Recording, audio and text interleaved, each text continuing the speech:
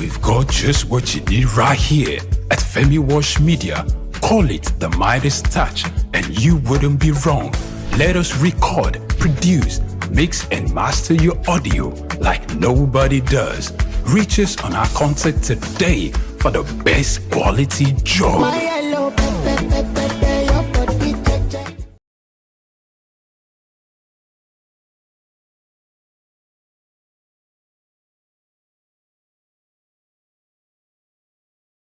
I'm okay. My name is Raymond Bola Brown. Hi, my name is Fred Amata, and you are on to SOUQ News. If you are watching this channel for the first time, make sure you continue to watch it because this is SOUQ News. Shout out to SOUQ News. Actually, I don't know. I really enjoyed the little moment I spent with you, and I think with more of this. SOUQ News. Here's the SOUQ News, who had the courage to transcend a locked-off camera and actually have a conversation with a human being. It's a pleasure, SOUQ News. Thank you very much.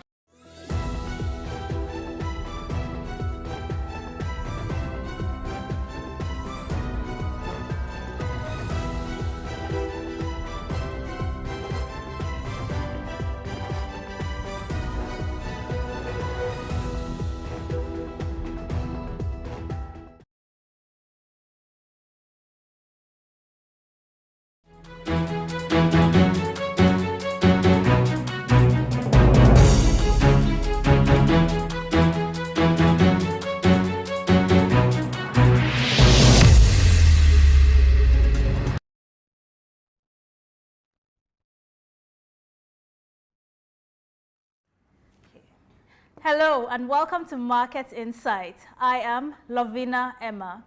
Nigeria's liquefied petroleum gas LPG sector has witnessed massive investment targeted at putting in place new infrastructure to enhance the delivery and utilization of the product in Nigeria.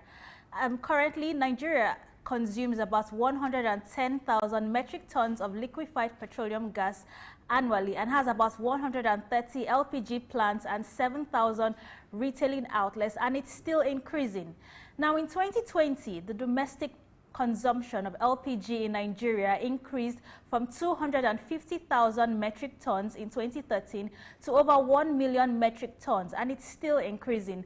However, Nigeria has the lowest per capita usage of LPG in sub-Saharan Africa, consuming only 1.8 kilograms compared to Ghana's 0.3 kg, South Africa's 5.5 kilograms, and Morocco's 44 kilograms.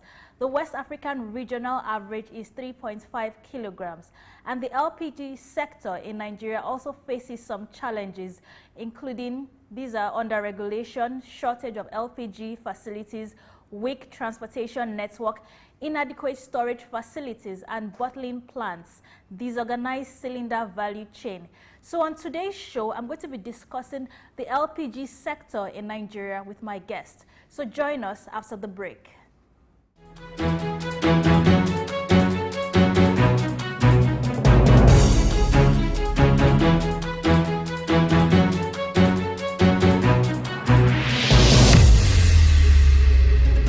Dr. Agility will be his. My name is Etemere Glover. Naomi, well done, and shout out to SOUQ News. Shout out to SOUQ News. I want to encourage everyone to keep watching SOUQ News. Shout out to SOUQ News, and yes, tune into them. Keep watching SOUQ News. They are one in town. Hey, we're watching SOUQ News. Keep watching SOUQ News. Keep watching SOUQ News. Catch them on YouTube and all social media channels. Hey, my name is Frank Edowo, and I'm imploring you. No, forget that. I am forcing you, coercing you to always stay tuned. Shout out to SOUQ News. I want to encourage everyone to keep watching SOUQ News.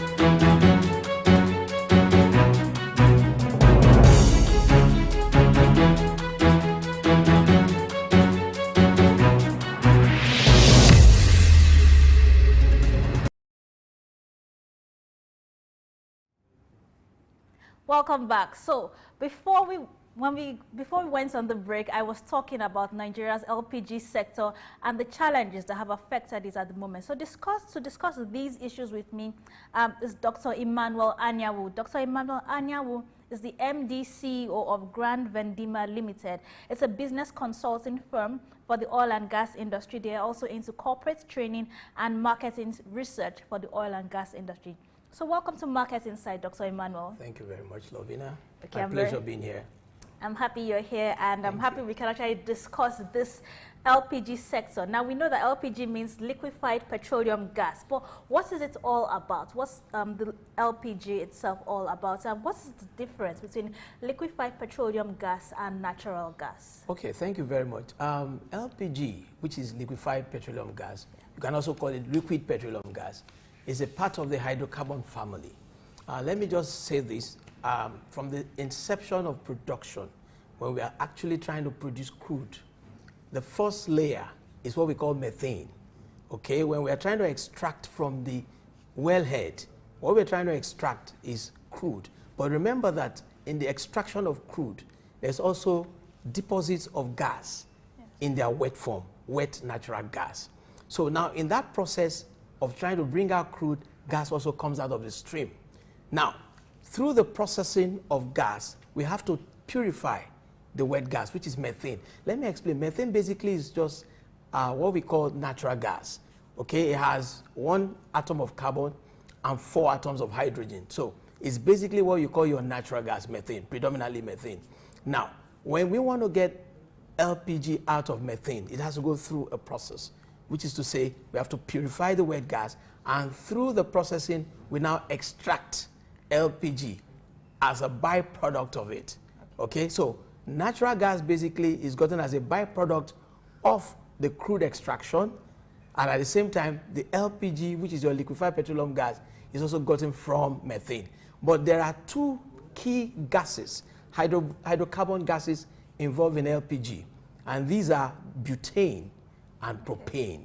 Okay, butane basically is what we call, for those of us with a little bit of knowledge in chemistry, we say C4, 4 carbon atoms. Okay, for propane, we have 3 carbon atoms. All right, so both gases are flammable. Yes, they are odorless, they are colorless. Apparently, the smell you get in your cooking gas is due to the odorant that is added to it to ensure that we detect the leaks. If there's leakage anywhere, it's the odorant that allows you to detect it. So your cooking gas, which is called LPG, essentially is what we get when we process from natural gas to the end result. However, you can get LPG from 2 sources.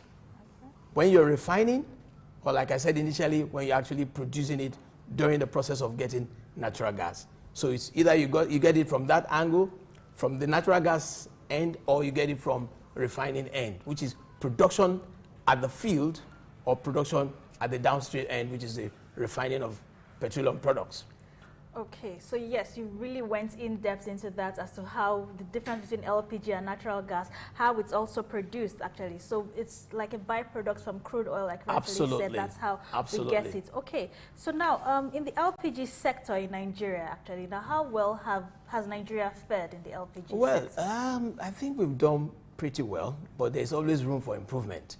When you look at the journey so far, there was a time there was resistance to the use of cooking gas, which is your liquefied petroleum gas.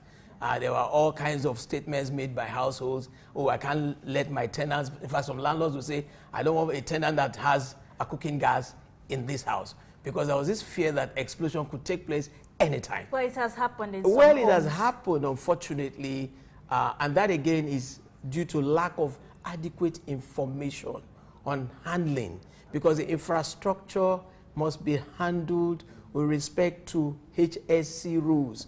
When I say HSC, I mean health, safety, and environment rules. For instance, you have a cylinder that is expired. What are you still doing with that cylinder? Every cylinder has an expiry date. Must you keep a cylinder in your kitchen? No.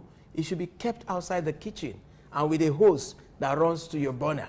So these are some of the measures that must be put in place. But majorly, what we've discovered is that we thank God that SON is on top of their game, because they've always done what we know them to do best, try and sanitize the system by preventing the use of what I may call substandard cylinders. So we also look at the fact that, okay, there's been resistance, but over the years, Nigerians have come to embrace it. Whether we like it or not, it's still the cleaner source of energy for cooking, especially when you look at the fact that kerosene, DPK, is even very expensive. Yes, it is. A liter of kerosene now is about 1,500 So why wait for the day you will run out of cash before you know that it's better to switch to cleaner energy? Okay, thank you for that. Okay, now I just want to ask you still on the LPG sector actually, because we've been hearing cases, I mean, we've been in situations whereby people talk about the fact that gas is still very expensive. Sometimes we hear that the prices have gone up, sometimes it has increased. It's not very stable. Every now and then there's, oh, the price of gas has gone up, the price of gas has reduced. So now why are gas cylinders still expensive? Because gas, to be precise, is used in most homes nowadays. That yes, maybe in the rural areas you still see people using firewood, you still see people using charcoal and other forms of means to cook, like sawdust. They also use that to cook. But gas in itself, in an urban center like Lagos, is still commonly used. So why is it still so expensive? Because this is a natural resource that we have in Nigeria. So absolutely. It's expensive because it costs a lot to produce. Like I said, we all know what is happening today in our country. Yes. The cost of foreign exchange, the devaluation of our currency. What was dollar way back, what's dollar today to the naira? And of course, the players in the industry depend heavily on imports for the equipment, for the machinery, for the kind of facilities they use. Let me start with the value chain. Now, when you want to have LPG in your home, it starts from production. From production, it's now given to NLNG, okay, to do what? To sell to you. Yes. So the terminals receive from NLNG through the coastal lines, maybe through vessels, the carriers that bring to the terminals. And once it's delivered to the terminal, the off-takers now come to buy from the terminals. Now, the off-takers that buy from the terminals don't pipe LPG. They rely on trucks, on bridges. 27. Sorry for interrupting you, but why can't this gas be passed through pipes? Well, LPG is not natural gas. Okay. Because of the peculiarity of its own distribution chain, it's still best done with cylinders or with storage vessels, let me put it that way. Because storage vessels can range from the bobtail. When I say bobtail, this is a truck that takes gas from point A to point B. It can range from 5 metric tons to as high as 12 metric tons. Then we have the bridges, which are the bigger tankers. They look like your usual trailers you see, but they are carrying gas, 27 metric tons. And these are very expensive equipment, very expensive vehicles to purchase. So the players in the industry are struggling to also replace the existing ones they have, and given the dollar, the exchange rate and all of that, so it's difficult to maintain a cost of operation that is low. That is one side to the coin. The other side again is storage. For you to expand your storage facility, for instance, if you have a storage facility of about 100 metric tons of gas, if you want to take that to 1,000 metric tons, that's a lot of money. Let me just give you an idea. If I'm going to build, for instance, a storage facility of 20,000 metric tons, I need about $500 million in today's Nigeria. Yes, that's a whole lot That's a whole lot of money. Like I said, the terminals can be expanded because we need more terminals. And one thing that can guarantee consistent supply is to have adequate storage facilities, which of course will start with the terminals. Because the terminals are the ones that warehouse all of this stock for us. Remember, LPG is a stock. It's just a commodity. Yes. So they keep them in the terminals waiting for the off-takers to come and buy. Imagine for a moment, if we have more terminals and our storage facilities can hold up to 1 million metric tons, then of course we'll be looking at the equilibrium that balances supply and demand. And like we say in economics, if supply is lower than demand, prices would naturally be high. All right. Yes, okay, thank you for that, Dr. Emmanuel. Okay, let's take a short break now. When we get back, we're still going to discuss further with Dr. Emmanuel. Stay tuned.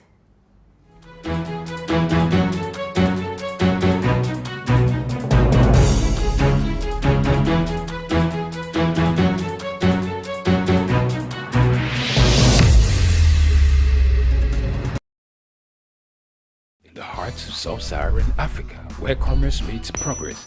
Welcome to SOUQ News, your source for business, economy, and development insight that drive nations forward. From the vibrant streets of Lagos, Africa's fastest economic hub, SOUQ News takes you on a journey of discovery, analyzing and reporting the facts that lay the foundation for growth and development. We don't just report the news, we create it. SOUQ News is more than a channel. It is a catalyst for change, spotlighting the stories that shape economies, inspire entrepreneurs, and fuel progress. Covering business, finance, technology, energy, and many more, SOUQ News provides a daily deep dive into the stories that matter, interviews with industry titans, and analysis that empowers your understanding of economic landscape. Join us daily as we dissect, discuss, and deliver the most relevant and factual news on business and the economy. SOUQ News is your trusted guide, empowering you with the knowledge to make informed decisions.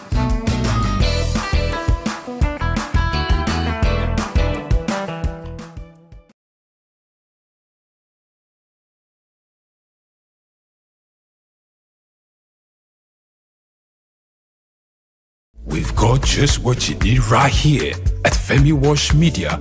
Call it the Midas Touch, and you wouldn't be wrong. Let us record, produce, mix, and master your audio like nobody does. Reach us on our contact today for the best quality job.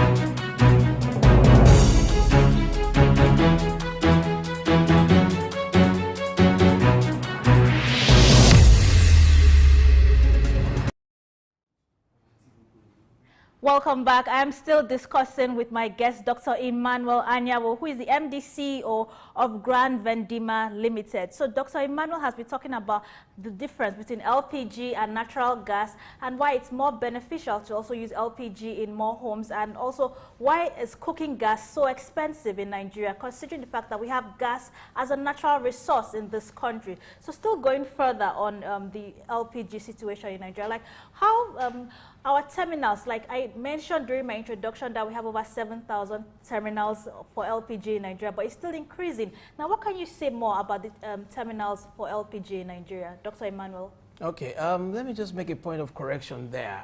We don't really have up to 7,000 terminals. There's a difference between the terminals and the filling plants. Okay. Okay, for instance, in Lagos. That was the feeding plants. Yeah, then. yeah, okay. Filling plants can be as many as you said, even more. But the key terminals we have are in Lagos, here, southwest, and of course the south-south. Apapa predominantly, where you have PPMC, you have Navgas, and the rest. Then if you go to the south-south, of course we have a terminal in Calabar, we have a terminal in Port Harcourt, we have a terminal in Warri and Ogara. Okay, the combined capacity of all of these terminals I've mentioned in Apapa, for instance, is probably 30,000 metric tons.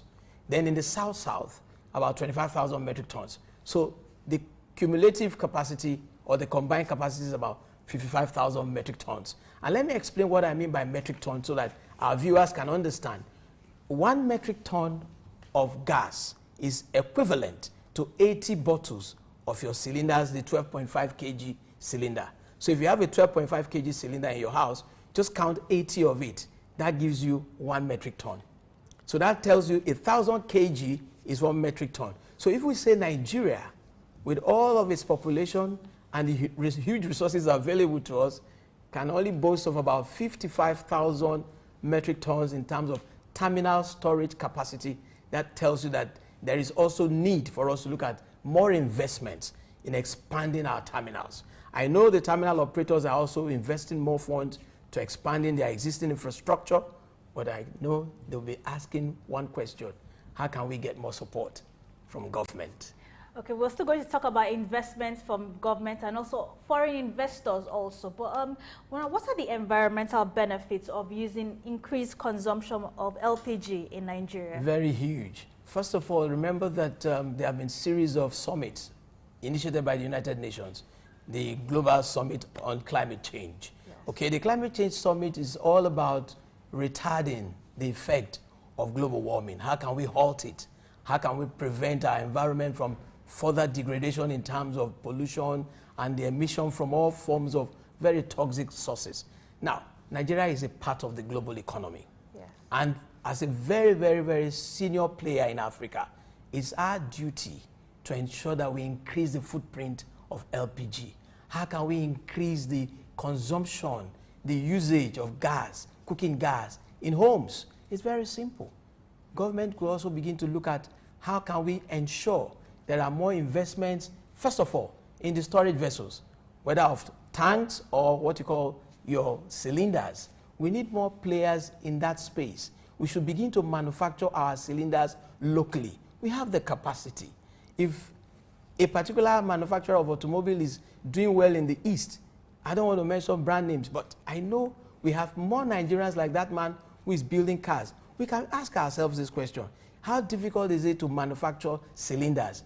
Because when we say LPG consumption, without the cylinders, usage would definitely not go up. Then we need to increase our communication on the benefit. The issues of deforestation in the north, how can we, of course, reverse the trend? How can we get our mothers to stop using firewood to cook their meals and begin to use cleaner sources of energy? We have to key into this global warming initiative. How do we ensure that we retard this very, very, very dangerous trend? Which is to say, can Nigeria begin to spearhead the growth of the use of cleaner sources of energy in sub-Saharan Africa? And my answer is yes. But the first move is to say we need to get the infrastructure right. We need to encourage more players in this industry. If I want to invest in terminal operations, I need all the benefits that it can give to me by way of support. If I want to involve myself in filling plant operations, I shouldn't be going through a lot to get approval to set up a filling plant. Yes, there are rules to be followed. There are laid down rules by the players, the regulators in the industry. NMDPRA has set some rules. You cannot just set up a plant without approval. Nigerians should also comply with some of the said or laid down objectives and rules. Secondly, we should also encourage some form of cheap capital to be gotten from whichever source. I don't know if we're going to dedicate some banks to do that, to encourage our energy mix to ensure that we get it right as a nation. Okay, thank you for really going in depth into that. Yes, because these issues of every now and then cooking gas is very expensive. Yes, it's been going on for far too long. And like you rightfully said, educating people in the rural communities, especially on why we should be cooking gas instead of things like charcoal or firewood, actually, because those things have their own health hazards also. Now, back to what you were talking about with foreign investment. Now, how can foreign investors participate in this LPG sector? Well, I know that some foreign investors have already started showing keen interest. In fact, there are players, especially terminal operators. There are JVs. I don't want to mention specific names. There are JVs where, foreign investors have come in to partner with some local investors to run terminals, even terminals with capacities of up to 8,000 metric tons and counting. Now, it depends on which space the foreigners want to play in. Do they want to play in the space of production? If it's production, definitely, like I said, you can get gas from two key sources: associated gas and non-associated gas. Associated gas for methane, basically, is when you are doing crude production. We have reservoirs that you can actually mine for non-associated gas. But for LPG processing, I know licenses have been granted. We need more players that can come into the space to process for LPG from methane. Again, distribution. Are there people that are willing to provide us more trucks? You know, the funny thing about distribution, the bobtails, yes, we need more of those people can come in and even lease some of these vehicles to whoever wants to just be a part of it. Let me give you an example. You know, it's very inconveniencing for anyone to take a cylinder to move from your house to a filling plant. Imagine where you have to sit in the comfort of your home and people do the milk round. Maybe have tricycles loaded with cylinders and they drop and just go. Okay, there are some estates in Lagos that have that service. Absolutely. Actually, but there are constraints. Well, no, I wouldn't really say there are constraints. Like, for example, your cylinder finishes in the middle of cooking and then you can just call the supplier's number and then he will send it over to you. I think that's a good one, but I would like to see a better initiative, which is what? Your cylinder should be like a soft drink bottle. I don't want to mention brand names. Where the moment I have a cylinder, the cylinder can be used by anyone. So we have an exchange program where I drop any cylinder I have and pick any cylinder I need, certified by CON to be a good, by SON rather, to be a good cylinder. Because the whole idea of, oh, this is my cylinder, it becomes an emotional thing. I must keep my cylinder. I like the color. I like the look. That is what I feel we should start addressing. How can cylinder exchange become seamless? Such that the man making the milk round comes to your doorstep, drops a cylinder, and picks whatever cylinder it finds there. So you have like 2 cylinders, you have an empty cylinder you drop for refill. Okay, that would even create more jobs. Okay, can I also add Please the go fact ahead. that a brand new, for example, if you're starting out, maybe say a new couple starting out their lives and they buy a new cooking gas, that's the cooking gas itself with an oven and all of the features attached to it. Now they also need a gas cylinder. Absolutely. Now a brand new gas cylinder is quite expensive for some people. Absolutely. So either you're buying it, some people maybe get it from a neighbor or an old friend, but a brand new gas cylinder, especially in Lagos State, it is quite expensive. It's about 50,000 naira without the regulator. With the regulator and the hose, it's about 70,000. Yes. You're absolutely correct. So for a 12.5 kg. Yes, so it's not a very, very convenient, or it's not it's a very, let me say it's very expensive. I would say most people prefer to say, oh, my neighbor has 2, can you give me one so that I can be using that every now and then. So it's you know, the thing I've realized and I've discovered over the years is that there's so much emotional attachment to owning a brand new cylinder. But again, it's all about having the right advocacy. Can we get to a point where we educate our public that cylinders can become everybody's property? Yes, and if a brand new cylinder, the price can also be reduced. Absolutely, that's where we need SOUQ to regulate. And we need the NLPGA guys to come and say, look, we certify cylinders, operators can certify cylinders, filling plants can certify cylinders. Any cylinder that does not meet the requirements should be dropped at a cost to the owner. So you go to the market and buy a proper cylinder and bring it into the mix. And with that, we can begin to have exchange, because that's one part of the problem. Cylinder, cylinder, cylinder. And government can help us here. And that's why we're saying, can we have investors coming into this space to begin to manufacture cylinders locally? And I think that will be one major solution to the problem. And of course, the vehicles for distribution. Yes. Absolutely. Like you rightfully said, we need more people to actually, if you can rent the bobtails, or you can have that. Then the bridgers. Let me explain. The bobtail is a smaller version. Okay, the bobtail does the make round. The bridgers, basically, when they go to the terminal to load, they load the bridgers. 27 metric tons, very long trailers, you see them move across the length and breadth of Lagos. So those bridgers go from terminal to, of course, put in the same product into the storage vessels within the filling plants. Okay, so these filling plants can also load their bobtails. What they do is that the big bridgers go as far as Lagos to the north to feed other filling plants. Remember, most of the terminals are here and in the south-south. Yes. Kano sometimes is even serviced by, that's one other part we need to look at. How can we prevent gas from coming from neighboring countries like Niger?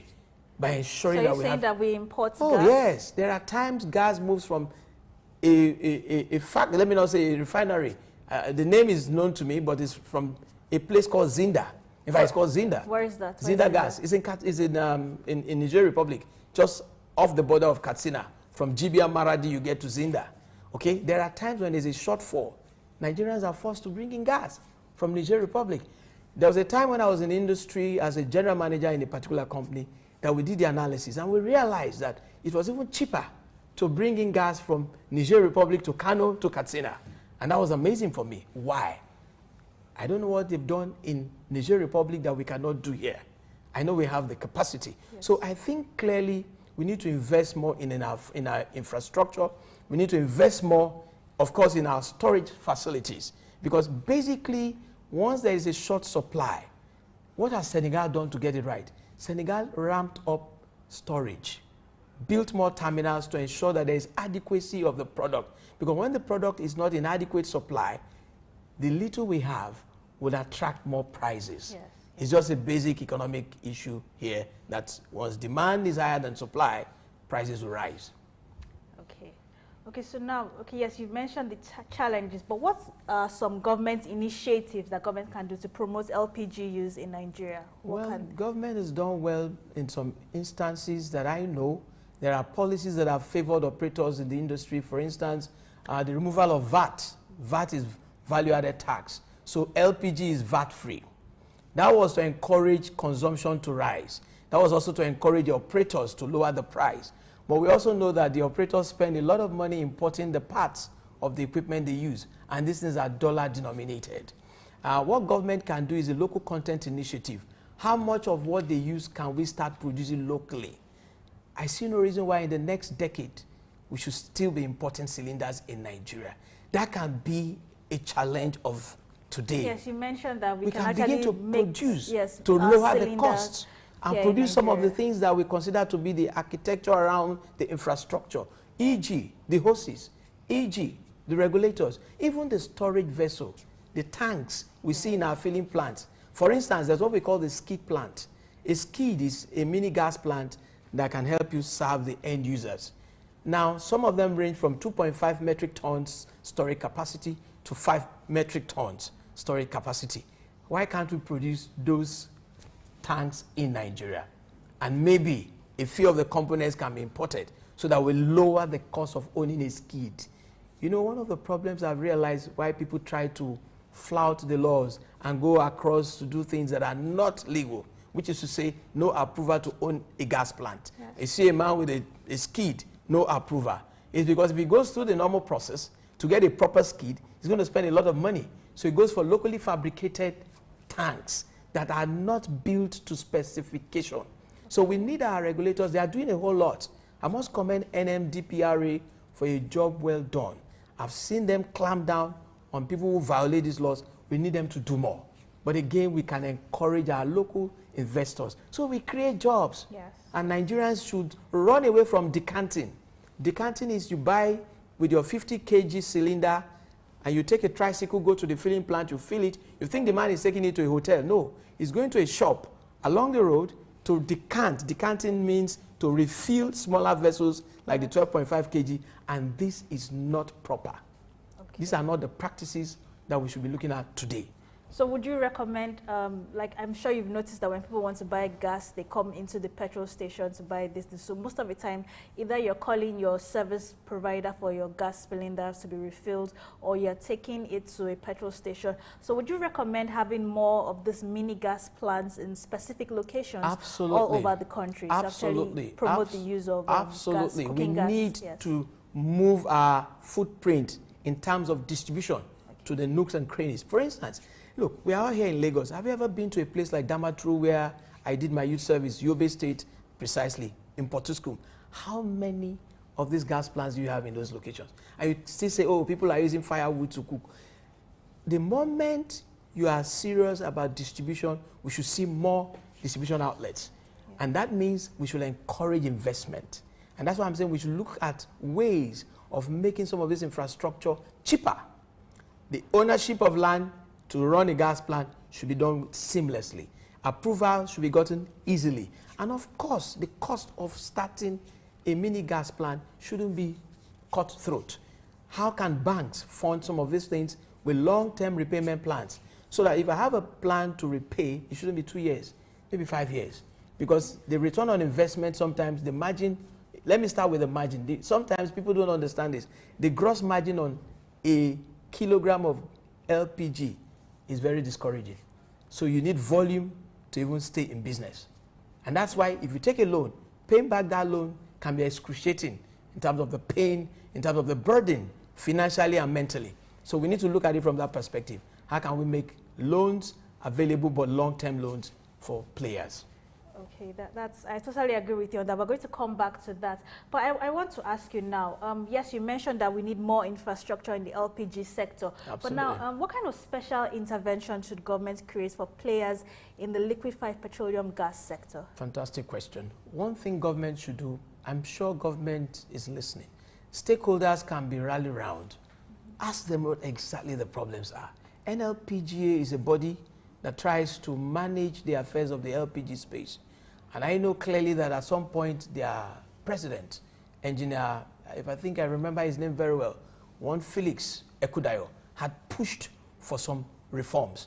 They should go back to some of the papers presented by engineer Felix Ekudayo on how to assist players in the industry through the umbrella of the NLPGA. There are so many initiatives that have been, enumerated. One is the gas cylinder exchange program. Two is how you can support the expansion of terminals with funds that are not too expensive.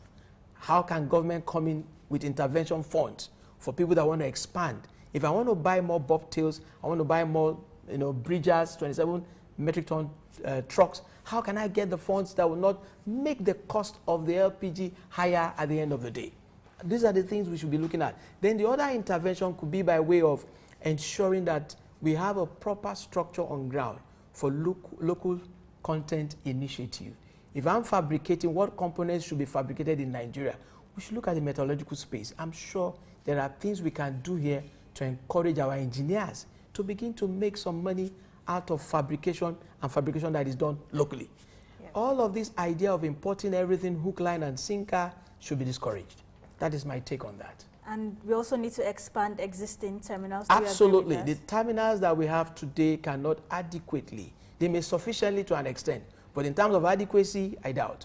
Because the consumption is growing. Remember in 2017, we just had about 500,000 metric tons in annual consumption. Yeah. And look at the spread. Incidentally, Lagos has 40% of the current 1.3 million metric tons consumption. Lagos, because of infrastructure. Now, the irony is when you look at the list in that list, the list in that list is Northeast, where they have about 5% of the total share. And I'll give you a breakdown. Southwest, 15%. Southeast, 15%. Northwest, 10%. South-South, 8%. Why is Northeast 5%? Simply put, because of infrastructural deficit. And Lagos is 40% because we have a lot of filling plants here, and because of the infrastructure network on ground. And these are the things that determine consumption too. Because if you have the product and no infrastructure to warehouse the product, you cannot put LPG in no space. It has to be contained somewhere. Yes. Aha.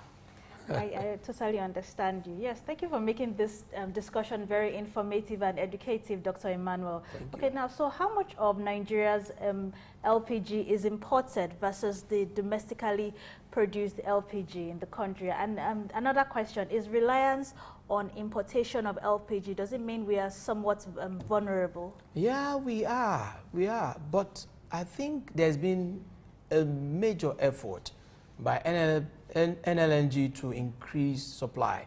I'm happy to say that at least 60% currently is produced locally.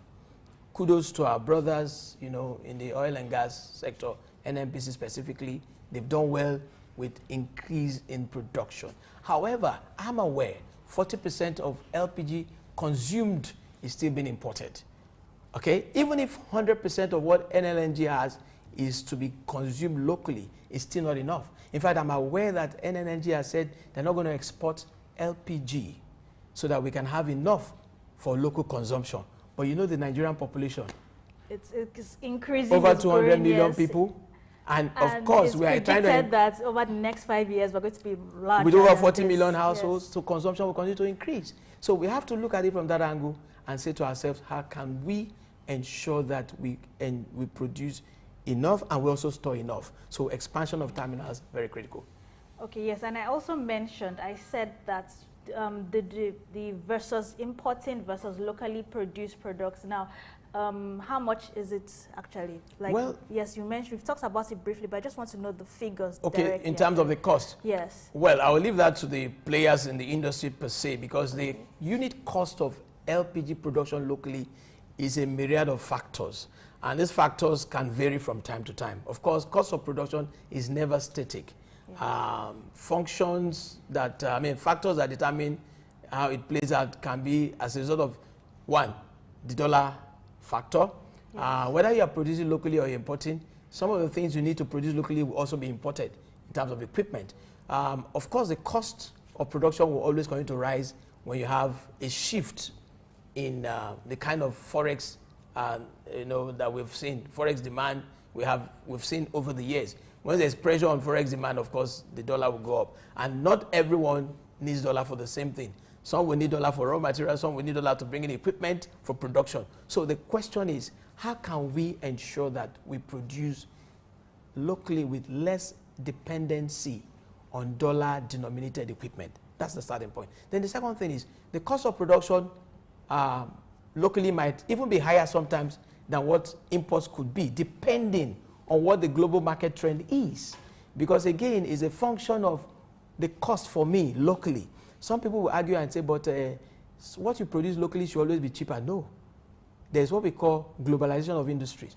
If I have the capacity to do to do very, very voluminous production scales, I have the capacity again to lower costs. Because in economics, we say economies of large-scale production will automatically lead to lowering of the cost of that product or that commodity. So don't always think that if I produce locally, it will, translate to lower costs for any commodity. It's a function of the cost of my equipment and, of course, the volume I'm also producing, because the volume will determine ultimately the average cost of production. So if I've gone somewhere to a particular part of the world to produce maybe 1, 2, 3, 4, 5 million metric tons of LPG, I can beat your price if I bring it in at a lower cost of transportation. Okay, thank you for that, Dr. Emmanuel. So we're still discussing with Dr. Emmanuel Nigeria's LPG footprint, how governments can actually regulate the sector, and what incentives they can put for stakeholders in the LPG sector. So let's take a short break right now. When we get back, we're still going to discuss further with Dr. Emmanuel Anyanwu. Stay tuned.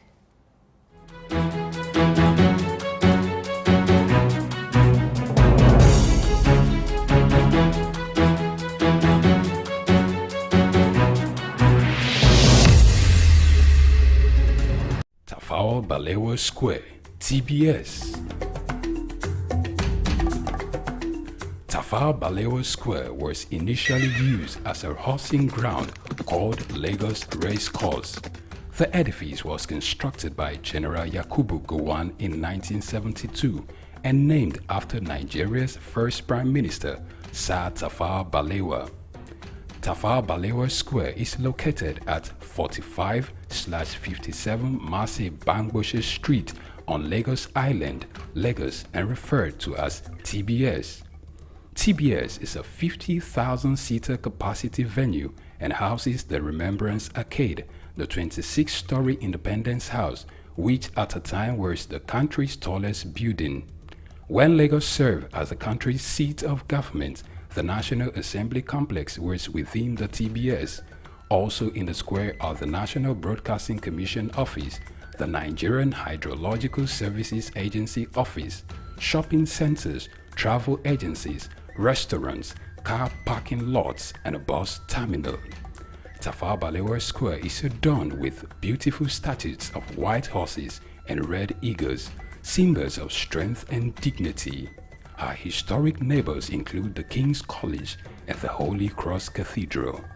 Tafawa Balewa Square hosted some of the country's memorable events, such as the Independence Day in 1960, when Nigeria gained independence from Britain, the Armed Forces Remembrance Day, which is celebrated annually on January 15. The edifice is a national cultural asset. Tafawa Balewa Square, SOUQ Enlightenment.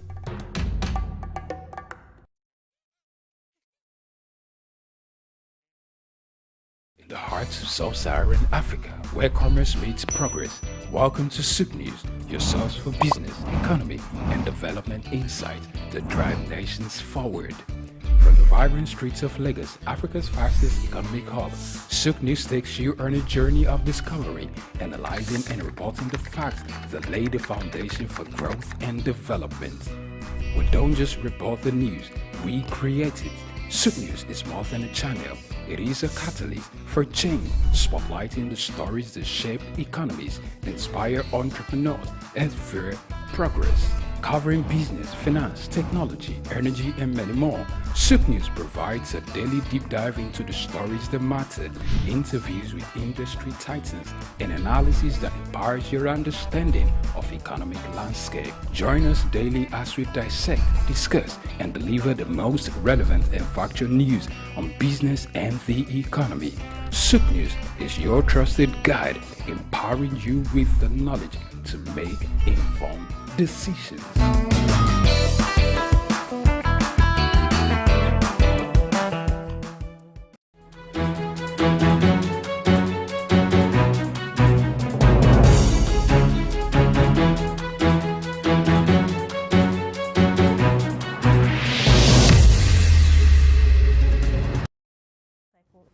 Plants, life.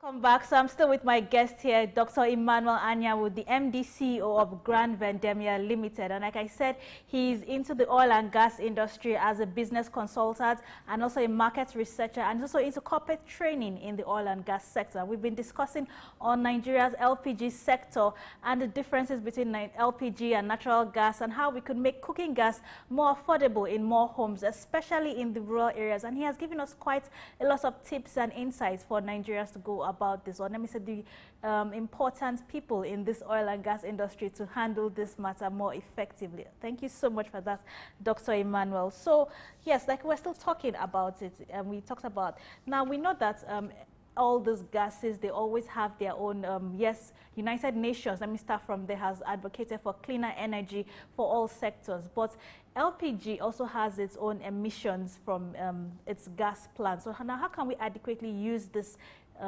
gas from LPG for cleaner energy going forward? Because you know we're all about achieving our climate goals and making sure that everywhere the environment is not constantly polluted. In more Western countries, they have facilities to handle things like this. But Nigeria, yes, we are still developing. Hopefully we will get there. So what can you recommend for us, Doctor? Okay, thank you very much. Yes, our climate change goals are clear to us, particularly United Nations goals on emission and of course on holding back on global warming. Basically, we can do a lot with LPG. Let me say this, LPG is not all about cooking. No, it's not. LPG essentially can also be used to power your vehicles. I don't know if you've seen some vehicles along our roads in Lagos and you see powered by LPG boldly written on them. Yeah. We can start an auto gas initiative that, of course, we have that in place, but we can take that more seriously to say, how can auto gas using LPG become our focus? There's already a discussion around compressed natural gas, CNG. Yeah. LPG can also be used for heating, for cooling. There are chillers, there are air conditioning units that are being powered with LPG. That may interest you to note. LPG can also be used. I don't know if you have a water heater at home. Yes, I I'm do. sure it's running on electricity bill. Yes. We have water heaters that run on LPG. That is the beauty of the diversification of this particular commodity. Okay. LPG can also be used, like I said, for cooling, for heating. But I think the emphasis in Nigeria has been so much on cooking, gas cylinder. But there are products that can be combined with LPG to ensure efficiency in our energy mix. Let me also shock you here. Okay. Are you aware that the captive energy mix, when we say captive power, that is localizing power supply to a particular community of households. Let's say 400 households are tied to a generator that runs on LPG that can generate as high as 1 megawatt of electricity and can be metered. That has been signed. It's part of the reason why we have the PIA to say, look, can we change the dynamics? Can we change our energy mix? And to say, can we use LPG to further enhance the usefulness of other areas or other industries that require this as a feedstock. Instead of using our usual electricity, we can use liquefied petroleum gas to power all our homes. In fact, if you go around some barber's shop, small stores in Lagos, you discover that there are small generators, the 2.5 kVA generators. Some now run on LPG cylinders. The man is retrofitting, taking out the carburetor that is powered by PMS and is now running on LPG. So because it's cheaper. Who use that, they still have to buy gas from regular gas Oh yes, they plants. still have to buy gas from regular gas plants. Like perhaps it'd be a smaller quantity of a cylinder or the the same 12.5. The same 12.5. You know the beauty of that? The emission is almost nil. Oh. Yes, because LPG by its nature does not release what we call soot. Okay, it's cleaner, it's odorless. In fact, the only reason you can perceive the odor is because we put odorant in it. So it's a very clean energy. And that's why we need to begin to ask ourselves, if we, even in electricity that we've been having issues with, electricity supply, we keep saying, oh, we don't have enough electricity to power our industries. LPG is available. We can have LPG generators that can power a whole plant and will give you cleaner energy with zero emission or near zero emission, because it's cleaner than other forms of energy. Because, I mean, diesel, for instance, which is another form of fuel, we know when it burns, it leaves a whole lot to the atmosphere in terms of the hydrocarbon emission. But when you look at LPG, for instance, I think that's a better source of energy because it's cleaner. It's just like when you ask yourself, stove that runs on kerosene and the gas that runs on LPG, which would you prefer to have in your kitchen? I would actually prefer to have, but that's just my opinion anyway. That's just the truth. In my own kitchen. Okay. Okay, so just before we round up, actually, I just want to ask you now, what are the potential unintended consequences of increased LPG use in Nigeria, such as the impacts on deforestation, for cooking fuel, and also for pricing pressures too? I just want to know the impacts of this. I would rather say the benefits than the consequences now, because the benefits are huge. Let's take the northern belt. Yes. From the middle belt, the north central to northeast, northwest.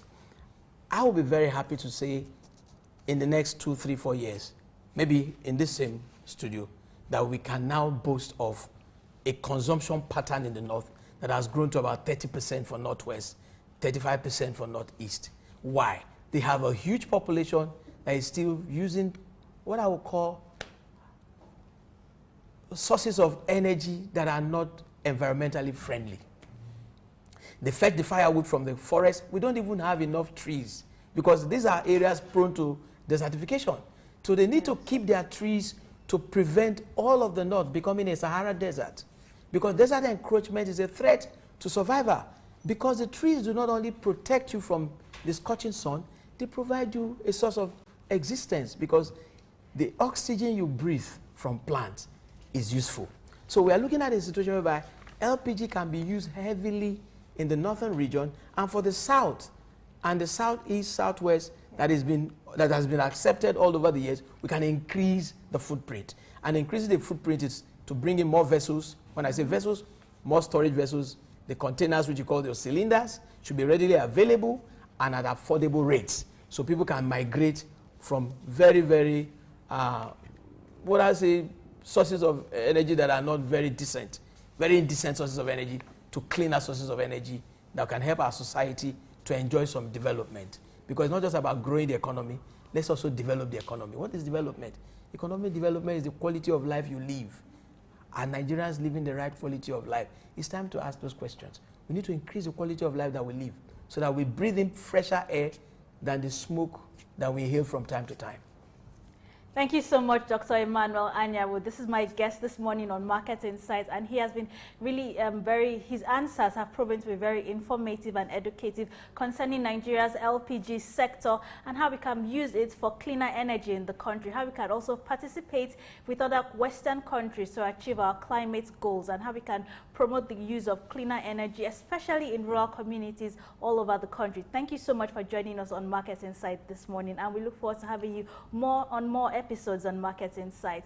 So now let's take a look at the parallel markets and the CBN rates markets. So this week, from Monday to Friday, we take a look at all the prices, both in the CBN rates and the unofficial rates, and then we compare and then we analyze them. So I'm going to be doing that with my guest this morning. So we're going to look at what the market has been saying from Monday, 18th of March, to today, Friday. So today, first of all, let me start. So on Monday, the selling rates for the dollar, we're going to focus particularly on the dollar. It was 1,480 naira. That was the official CBN price selling for the dollar. And in the unofficial market, it was 1,605 naira. So it was a difference of 125 naira. So Mr. Emmanuel, looking at these figures now, especially on Monday and Tuesday, where the dollar was for 1,400, and in the parallel markets, it was 1,600. So this is quite a good, what do you think about this? Let me just get your thoughts on this. There's a significant improvement in our ability to manage our forex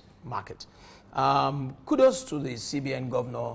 I think Mr. Cardoso finally is beginning to find his rhythm in ensuring that he's able to bring to bear the right monetary policies, strategies that can get us out of where we are and put us on the path of stability. Yes, I'm very, very happy, and I must commend the government for all of this, and we hope to see more. Thank you for that, Dr. Emmanuel. So on Wednesday, the selling rate for the dollar was 1,500 in the official market, and in the parallel market was 1,590. And on Thursday, the selling rate for the dollar, the CBN rate was 1,250, and in the parallel market was 1,520, a difference of 270. And on Friday, CBN rate was 1,350. The parallel market was 1,520, a difference of 170 naira. So it's coming down at the CBN rates. And yes, Thursday and Friday in the parallel market, it was the same figure, 1,520 on Thursday and 1,520 on Friday also. So thank you so much for looking through this with me, Dr. Emmanuel Anyanwu. It was really good having you on Market Insight this morning, and it was a pleasure. We hope to have discussions like this with you again in future. So that was our time this morning on Market Insight with Dr. Emmanuel Anyanwu, the MD CEO of Grand Vendima Limited. Actually, like I said, he is a business consultant in the oil and gas sector, and he gave us a lot of insightful explanations on the importance of LPG in Nigeria and how it benefits us in Nigeria. So I remain your host, Lovina Emma. Thank you for joining me this morning on Markets Insight. Stay tuned to the next program on SOUQ News Television.